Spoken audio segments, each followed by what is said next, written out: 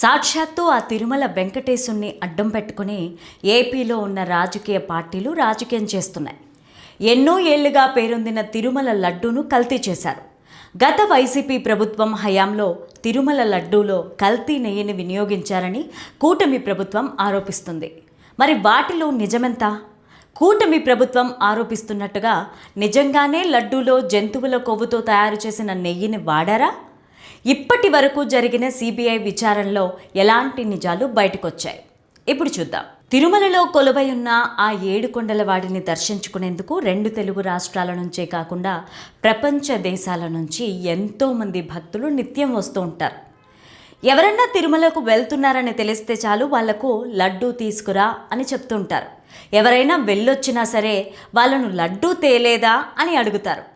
అంతలా తిరుమల లడ్డూకు ప్రాచుర్యం ఉంది. తిరుమల శ్రీవారి లడ్డూకు 310 ఏళ్లకు పైగా చరిత్ర ఉన్నట్లు మన హిస్టరీ చెప్తోంది. శ్రీవారికి లడ్డూను ప్రసాదంగా నివేదించడం 1715 ఆగస్టు 2న ప్రారంభమైంది. 1480ల నాటి శాసనాల ప్రకారం అప్పట్లో మనోహరం అనే పిండి వంటను ప్రసాదంగా ఇచ్చేవారు. 1803 నుంచి తీపి బూందీని ప్రసాదంగా పంపిణీ చేసేవారట. మనం ఇప్పుడు చూస్తున్న గుండ్రని లడ్డూ రూపం 1940లో మద్రాసు ప్రభుత్వం యొక్క హయాంలో రూపుదిద్దుకుంది. 1940 నుంచి తిరుమలలో కళ్యాణోత్సవాలు ప్రారంభమైన తరువాత భక్తులకు లడ్డూ పంపిణీ పెరిగి ఇది ప్రపంచవ్యాప్తంగా అత్యంత ప్రసిద్ధి చెందిన ప్రసాదంగా ప్రాచుర్యం పొందింది. అంతటి విశిష్టత కలిగిన తిరుమల లడ్డూ పైన గత కొన్ని రోజులుగా ఎన్నో కథనాలు ఆందోళన కలిగిస్తున్నాయి. గత వైసీపీ ప్రభుత్వ హయాంలో లడ్డూ తయారీలో కల్తీ చేసిన నెయ్యిని వినియోగించారు అంటూ కూటమి ప్రభుత్వం ఆరోపిస్తుంది. దీనిపైన సుప్రీంకోర్టు ఆదేశాల మేరకు జరిగిన సిబిఐ నేతృత్వంలోని సిట్ విచారణలో కీలక అంశాలు వెలుగులోకి వచ్చాయి. గత ప్రభుత్వ హయాంలో తిరుమలకు సరఫరా అయిన నెయ్యిలో పెద్ద ఎత్తున కల్తీ జరిగినట్లు విచారణలో తేలింది. కూటమి ప్రభుత్వం తొలుత ఆరోపించినట్లుగా నెయ్యిలో జంతువుల కొవ్వు ఉన్నట్లు సిట్ ఛార్జిషీట్లో ధృవీకరించలేదు. సిబిఐ నివేదిక ప్రకారం అది జంతువుల కొవ్వు కాదని, పామాయిల్ మరియు ఇతర సింథటిక్ రసాయనాలతో తయారైన నకిలీ నెయ్యి అని విచారణలో తేలింది. తిరుమలకు పంపిణీ చేసిన నెయ్యిలో నాణ్యతా పరీక్షలను తప్పించుకోవడానికే మోనోగ్లిజరైడ్స్ వంటి రసాయనాలను వాడినట్లు సిట్ గుర్తించింది. ముఖ్యమంత్రి చంద్రబాబు నాయుడు ఇటీవలే మాట్లాడుతూ బాత్రూమ్ క్లీనింగ్ రసాయనాలను కూడా నెయ్యిలో కలిపారనే సంచలన ఆరోపణలు చేశారు. సిట్ దాఖలు చేసిన తుది ఛార్జిషీట్లో మొత్తం 36 మందిని నిందితులుగా చేర్చారు. ఉత్తరాఖండ్కు చెందిన బోలేబాబా ఆర్గానిక్ డైరీ డైరెక్టర్లు ఈ కుంభకోణంలో ప్రధాన సూత్రధారులుగా తేలారు.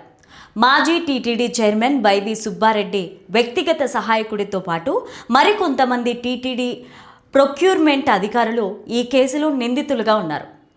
గత ప్రభుత్వంలో దాదాపు 68 లక్షల కిలోల నెయ్యి సరఫరా అయిందని, దాని విలువ సుమారు 250 కోట్లు ఉంటుందని దర్యాప్తులో తేలింది. తాజాగా ఈ కేసులో అక్రమ నగదు లావాదేవీలు జరిగినట్లు అనుమానిస్తూ ఈడీ మనీ లాండరింగ్ కేసు కూడా నమోదు చేసి దర్యాప్తు చేస్తోంది.